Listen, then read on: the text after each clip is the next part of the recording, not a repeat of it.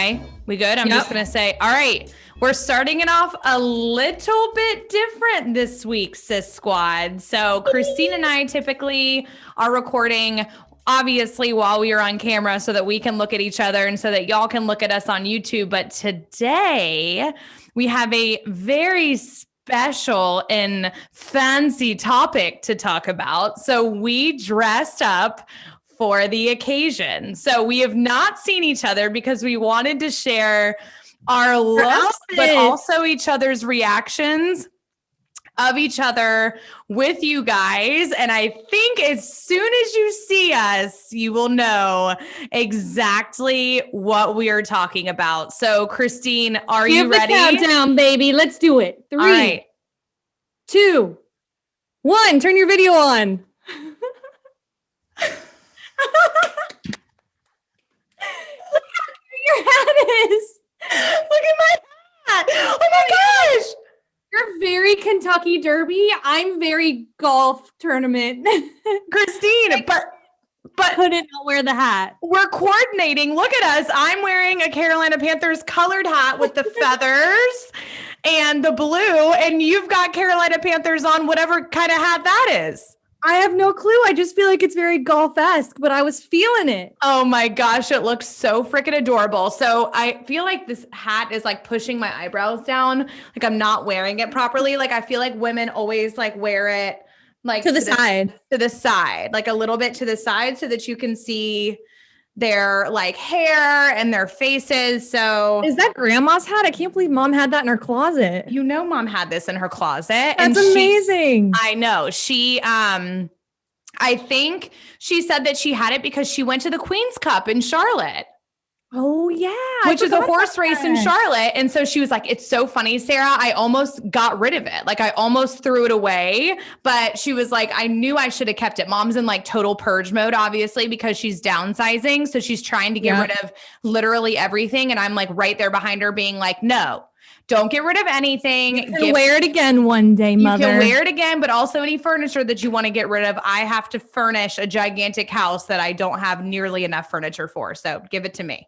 Well, if you guys couldn't tell from our outfits, I mean, you might be a little confused by mine that I might be going to a golf tournament, but we are not. We will be talking about the Kentucky Derby today because it just happened last Saturday. Yes, this past So there's Saturday. A lot to talk about, a lot of education there that I think a lot of people otherwise wouldn't know about. So we thought it'd be a fun topic to discuss with you guys today. Yeah, and it's funny, Christine, because I mean, I feel like I know about as much as you guys know about the Kentucky Derby. Like the hats, it's a horse race.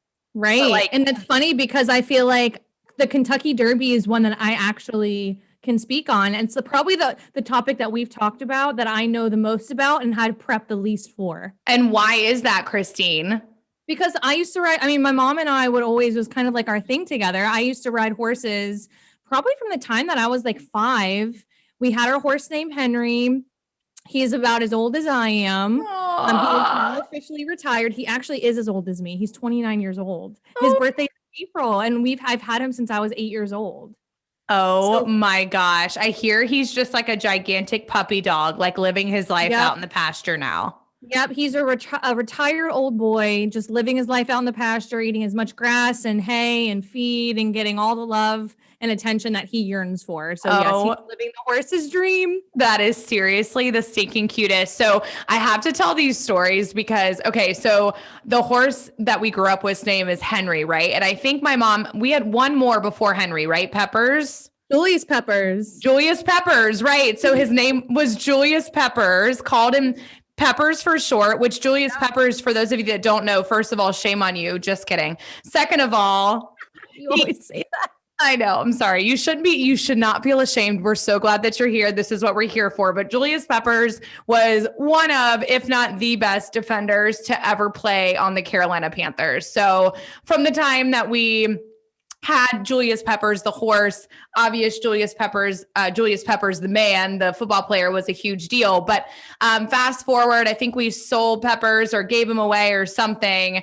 Yeah, we ended up giving Peppers away to somebody who could actually utilize him for what, he's a warm blood. So he liked to jump, and we weren't able to do that with him. He kind of also got a screw loose in his head at one point and got really aggressive. So he really needed somebody who could like rein him in.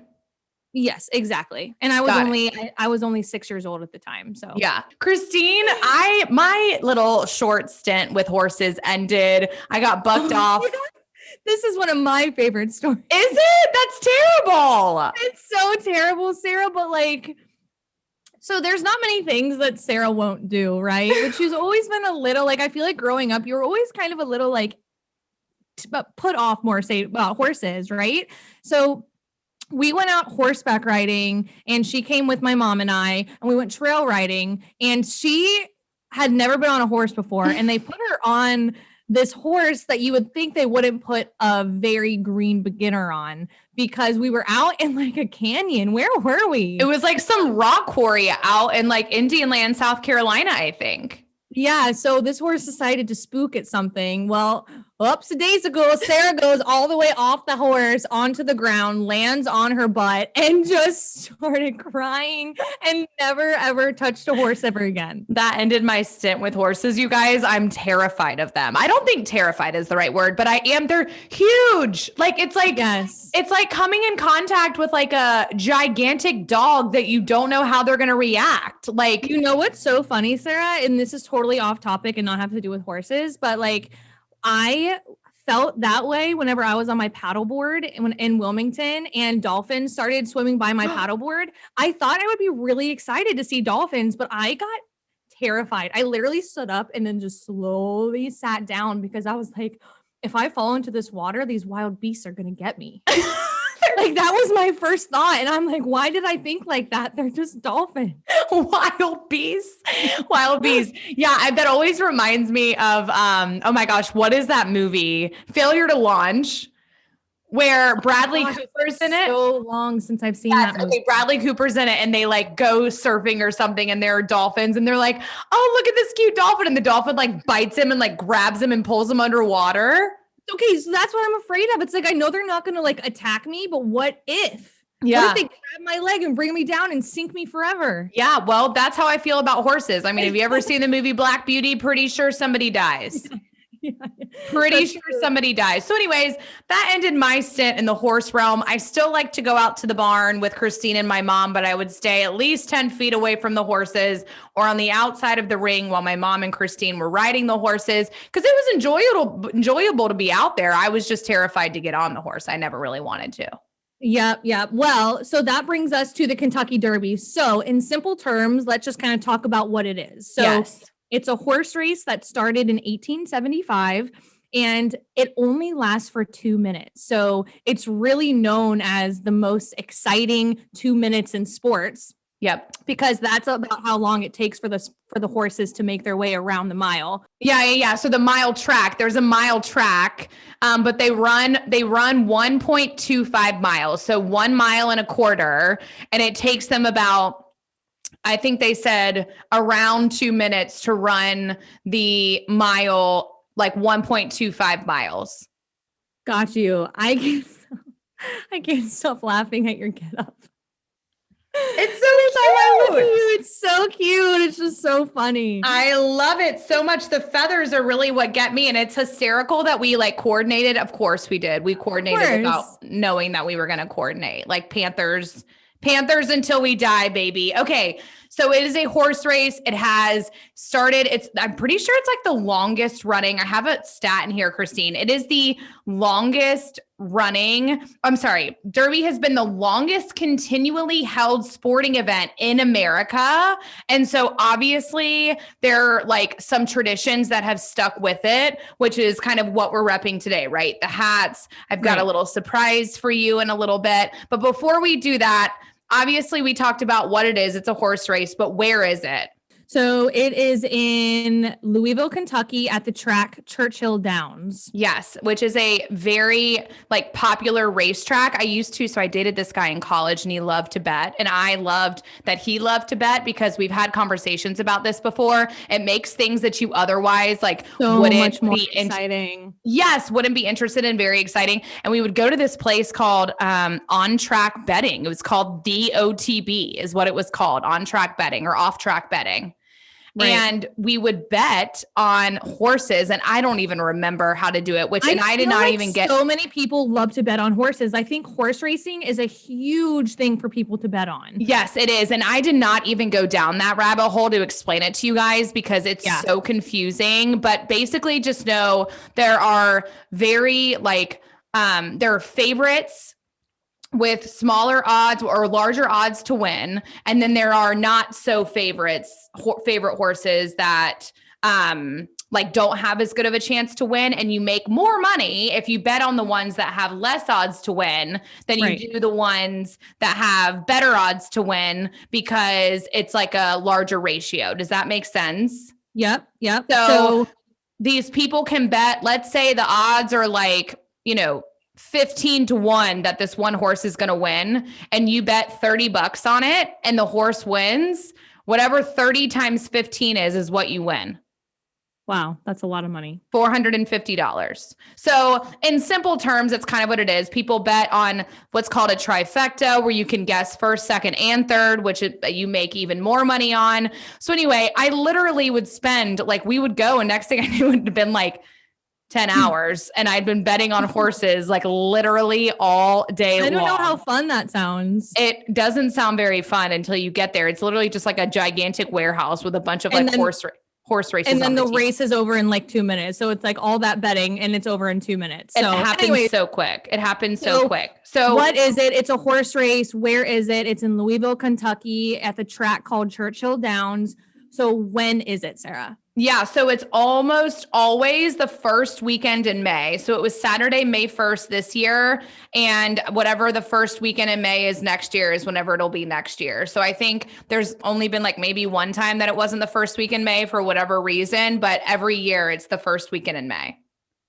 Got you. And it is run on a dirt track. Yes. Which is 1 mile around, like Sarah was saying. It's but the race itself is 1.25 miles long. Yes. So how many horses are there that run in the race? Yeah. So there are 20 total horses that run in the race.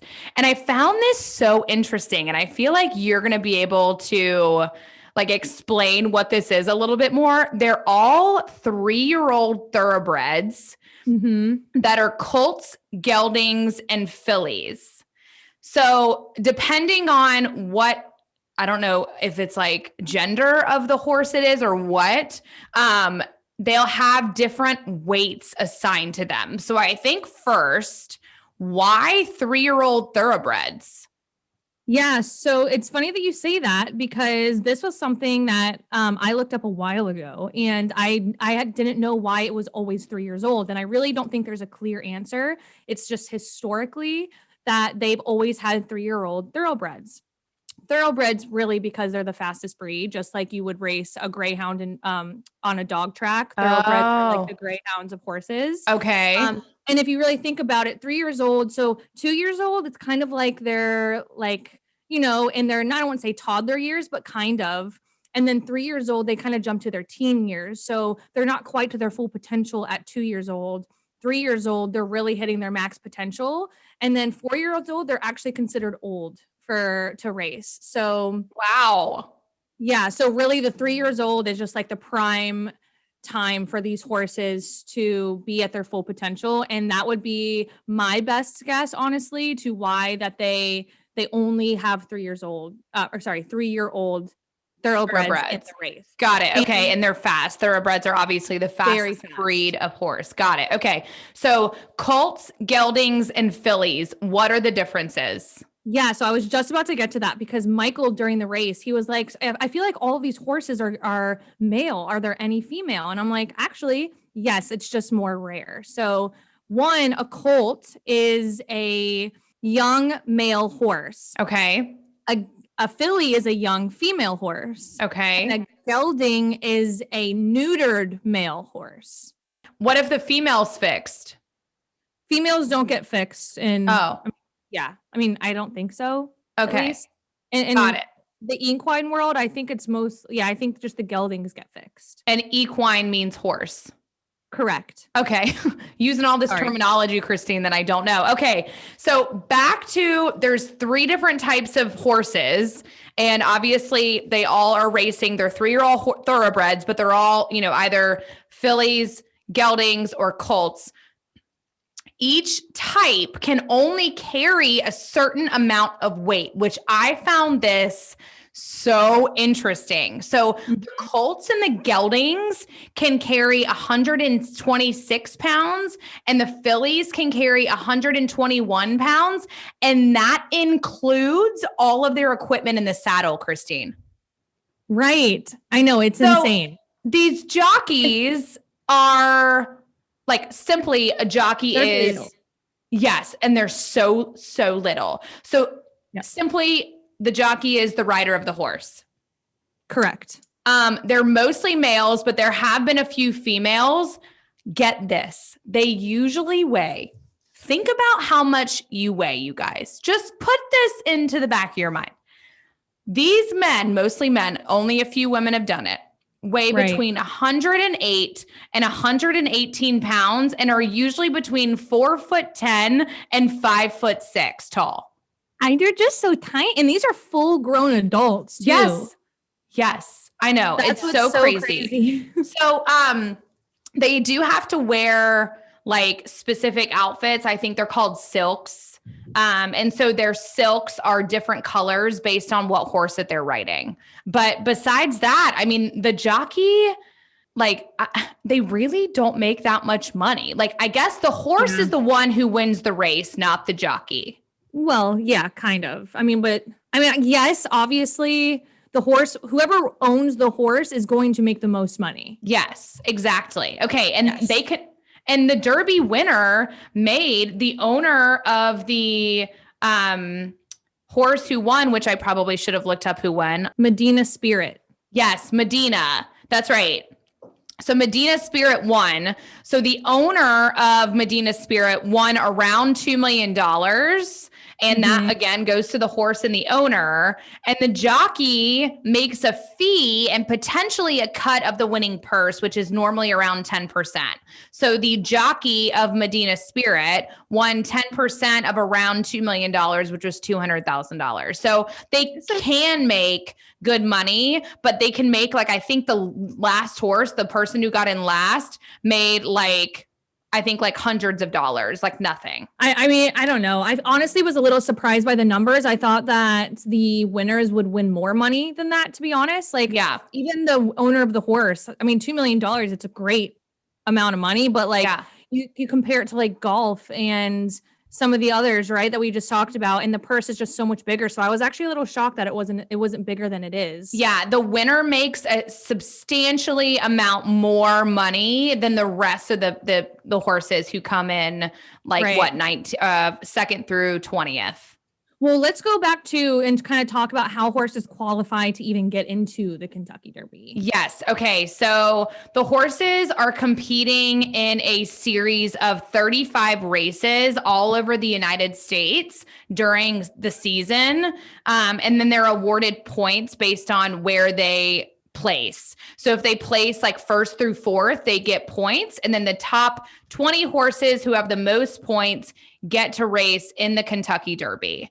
Right. And then the Kentucky Derby is part of the quote unquote Triple Crown. So it's the first of 3 races, right? So what are the other 2 races? Yes. So it's the first of 3 races. The other 2 are the Preakness and the Belmont Stakes. And if you win all 3, it is considered a Triple Crown. So the 3 horse races together are known as the Triple Crown. But if you win all 3, you are awarded the Triple Crown. The Triple Crown, which is not an easy thing. There's only 13 horses in history who have actually done that, Sarah. And obviously, if you want to hear or if you want to watch a movie all about it, watch Seabiscuit. Seabiscuit won the crown. Oh, really? I didn't know that. I haven't even watched Seabiscuit. Did you watch Seabiscuit? Oh my God, only 100 times. Are you crazy? Growing up, I loved that movie and I cried every time. You guys, Christine had more. Do you guys remember the Breyer horses? Oh my God. Christine, what did you do with all those? How many did you have?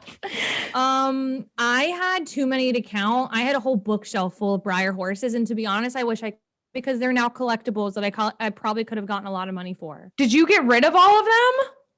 Yes, like an idiot. Christine. I know. Well, whenever I moved to college, mom was like, you better get rid of everything. You know how mom is. I know. Like I said earlier, she just gets in these moods where she wants to clean house. But how cool would it be if you had all of your Breyer horses up the stairway with you right now? Dang it. I wish I would have. That would have been perfect. That would have actually been perfect. All right. So again, the Kentucky Derby is the longest continually held sporting event in American history. And there's obviously some traditions that have stuck with the event since its inception in 1875. And if you go to their website, Christine, they actually it's KentuckyDerby.com. They do a really great job of explaining all of their traditions. So first and foremost is the fashion. Obviously, we came dressed for the occasion today. Yes, we did. So women's elaborate hats were made to match their sundresses. And in 1875, when the event started, that was the style back then. And it was considered like a huge fashion faux pas if you didn't wear a hat back in the late 1800s. And it just kind of stuck. I kind of wish that would come back, like these elaborate hats and dress and match your hat with your outfit. Like I look back at like the 1920s fashion and I'm like, they did it right. Yep. Oh, 100%. 100%. So elegant. Yes, gorgeous. So the women would wear, like I said, the hats and the dresses. And then the men always wear like a fedora, which is a more like muted style. And then it would match his suit. And they always wear like some type of like preppy bow tie that goes with it. Yeah. And nowadays, the Kentucky Derby is still a time where everybody loves to get dressed up. Like that is, like Sarah said, it's a tradition. So even celebrities love to come dressed to the T's. It's dressed to the nines. I don't know, dressed to the T. If you do something to the T, it's like it is like. It makes sense. It makes sense. Okay, I see, but it's not to the T's. I know it's not. I just can never get it out of my head. But yes. Anyways, even celebrities come dressed to the nines. Yes, exactly. So this is like the creme de la creme of events to go to. So celebrities like Kim Kardashian, Miranda Lambert, and even a slew of previous presidents have frequented the Derby just to put the exclamation mark on their celebrity status. But they became so frequent, the Derby actually now has a red carpet. Are you serious? Yes. So they have like a private entrance for all the celebrities and they get to walk the red carpet at the Derby. And then it's just like any other red carpet. I see. Now that would be a red carpet I would love to. I mean, I'd obviously love to go to any red carpet event, but like that would be so fun to see the celebrities come through. Yes. And like their best Kentucky Derby attire. I know. And it'd be so interesting to see what everybody would wear. I'd love that. I know. So the red carpet obviously is not the only thing that's red at the Derby, Christine. There also is the garland of roses, right? So the garland of roses is that gigantic garland of roses that is placed over the winner. And I was watching and doing a lot of research about it. It's 122 inches long, which is like 10 feet, a little over 10 feet. It is 22 inches wide and almost 40 pounds and made with. So it's like bigger than two jockeys combined.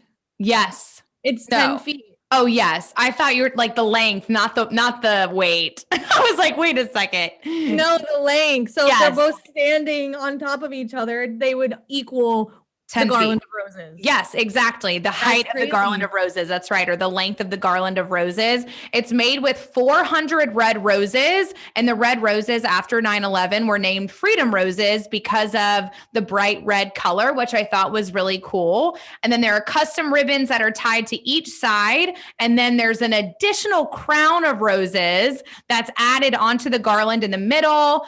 One rose in the crown is for each horse in the race. So there's 20. And then there's an additional one for basically it's just like a symbol of the amount of work it took for all of these jockeys and these horses to get to this point in their career, because obviously the Kentucky Derby again is like the creme de la creme, or the first start of the creme de la creme of the Triple Crown of horse races. Got it. And so don't they also have a song that is dedicated towards the Kentucky Derby? Yes, my old Kentucky home. Pause. Katie. Have Katie Play a clip of it. Oh, the sun shines bright on my old Kentucky home. 'Tis summer, the old folks are gay. But then I hear him at the Kentucky Derby, like whenever I was just watching it on Saturday, and it's like a full orchestrated event. Like they have a whole choir singing it. And like, I know it can be beautiful, but like, I really just like the original version better. Yeah, well, it is. I mean, it's played when the horses and their jockeys are entering the track, right? So again, part of that tradition. But I also thought this was really cool, Christine.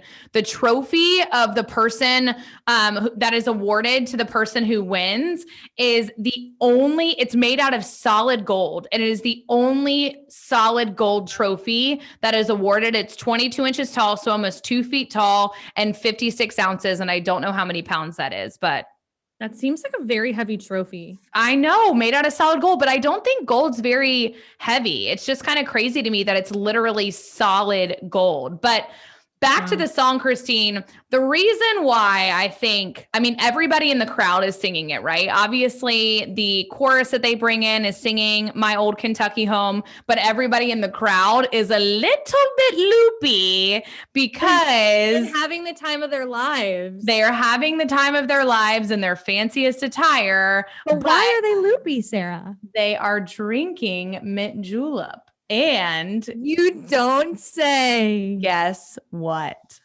What? What are you doing? I got some. Sarah bought some old mint julep, or it's not mint julep, the drink. It's actually bourbon. Old Forester made for the mint julep. The mint julep has served as the official drink of the Kentucky Derby since 1938. Today, Old Forester unifies the great tradition of Churchill Downs' famed cocktail with that of Americans' first bottled bourbon. So guess what? What are you going to do with that, Sarah? Well, time to drink, baby. Here's the thing, you guys. Here's the thing.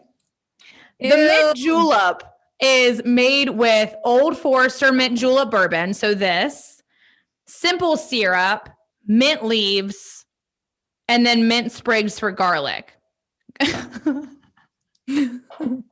Garnish. I was going to say, ew. I'm going to go ahead and skip out on the garlic in my drink, thanks. Garnish, not garlic. I do not want to drink this so badly. I'm like, completely losing my train of thought. In honor of the Kentucky Derby, you got to. And here's the thing. I don't actually have the bourbon, but I do have a shot, so you're not drinking alone. And this is just vodka with some cranberry juice. I wanted it to look like bourbon. I don't want to do it. Okay, so I have to so there are more than 1,000 bottles of Old Forester mint julep sold, 1,000 pounds of mint and 60 pounds of ice each year at the Kentucky Derby that are given away. Did you say 1,000 pounds of mint? 1,000 pounds of mint, 10,000 bottles of this. 1,000 pounds of Old mint. Forester mint julep, 1,000 pounds of mint, and 60,000 pounds of ice at the Kentucky Derby each year. But just think of how much mint weighs. It's like a feather. Can you imagine 1,000 pounds of it? That's crazy. People get lit. I know. Yes, people are definitely getting lit. That is on my bucket list for sure. So bottoms up. Christine, I don't know if I can do this. My mouth is salivating. Blech. I didn't even bring a glass. I'm just going to have to take it to the face. Oh God. Cheers, baby. All right. 3, Kentucky Derby. 2, 1.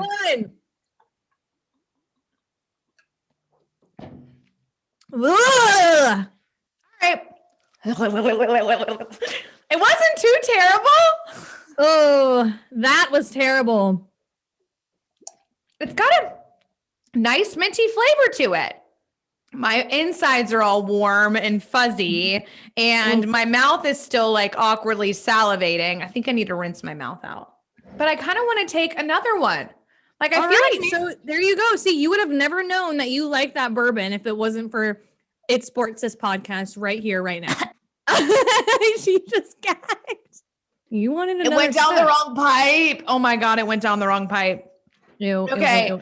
So yes, the mint julep has been a tradition at my head hurts from like squinting. I've been dreading that since we started. But Well, it you did actually great. wasn't too terrible. I think if I make the actual drink instead of just taking the bottle to the face, it would You be should go over to delicious. mom and dad's and do it. Mom loves bourbon. Yes, exactly. I think she would really love it. And then last but not least, Christine, to round out the end of the traditions conversation are the twin spires. The twin spires are basically just the gigantic, like big peaks at the top of Churchill Downs racetrack. And it's the symbol of the Derby. So when you see a picture of Churchill Downs, you'll see the twin spires, which are those peaks on top of the racetrack. Nice. Okay. That was it. Makes sense. Because I've seen you're right, because I've seen the pictures of that and I've always wondered what those are. So Yeah. twin spires. Twin spires is what they're called. All right. So really quickly, let's just do a quick recap of the NFL draft and kind of some of the dumb moments, some of the shocker moments, and yeah. fun facts. Yeah, I've got a little fun fact in there. Okay, so the does, which are like the obviously's, the yeah, whatever, we knew that was going to happen. Trevor Lawrence went first to the Jacksonville Jaguars. Zach Wilson went second, and I shared a picture of his mom on our story, you guys. She's quite the babe. A babe. Total babe. And everybody talks about her. He went to BYU. So my husband, who went to Coastal, was not a huge fan of him, but good for him, whatever. Shockers. So those were the does. And then those were really like, okay, so those were the obviously's. And then from the third pick on, we didn't really know what was going to happen. So we all thought, I did anyways, I think we both picked that Mac Jones was going to go to the San Francisco 49ers in the third spot. Yeah. So he did not get picked until number 15, and Trey Lance did. So Trey Lance was picked ahead of him and went to San Francisco with the third pick. I think he's out of North Dakota State and is a total like beefy athlete. He's so accurate. He can throw the ball. He can run. He's just like big and beefy and beautiful. Anyway, big and beefy and beautiful and beefy. Cheers. Beautiful. Huge Trey Lance. So Mac Jones didn't get picked until number 15, but guess who picked him up, Christine? Who? The Patriots. Oh yeah. Because I know. But here's the craziest thing. So Barstool, of course, are all New England fans, right? Because they're in Boston. They've been doing like these side-by-sides of Mac Jones combine pictures and Tom Brady's combine pictures. And like, I feel like he's going to fit in perfectly with the New England Patriots, because him and Tom Brady are like, they're saying he's like very similar to Tom Brady. Like his accuracy is there. He's not very mobile. And so I think he will fit, like I said, perfectly into the Patriots organization. I wonder what's going to happen to Cam. I mean, maybe he'll get a fashion deal. Who knows? That's true. But that's actually a good point. To round out he's still going to play with them for a year, right? He signed a year contract. Mac Jones will be learning from him, blah, blah, blah, blah, blah. So Cam's future is still up in the air, is up in question. But there are a lot of fun facts, or really just like a fun category from the NFL draft that I thought would be kind of interesting and fun to share with you guys. So there have been, or were, a lot of reuniting of old teammates.